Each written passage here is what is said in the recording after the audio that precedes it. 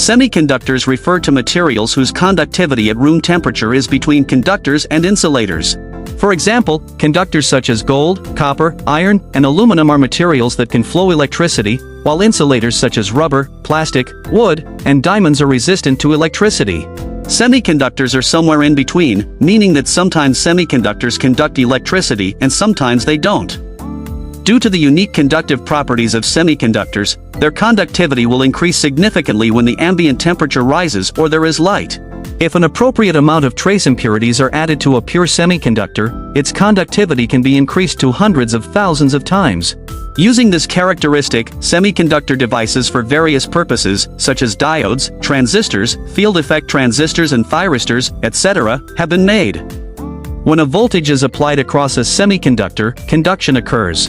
In semiconductors, there are two types of conductive particles that form currents, and they move in opposite directions. One is free electrons, which move directionally in the semiconductor, forming electronic current. The other is valence electrons bound by the nucleus, which fill the holes to form hole current.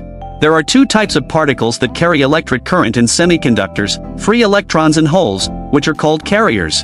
This is the main characteristic of the conductive mode of semiconductors, and it is also the essential difference in the conductive mechanisms between semiconductors and metals.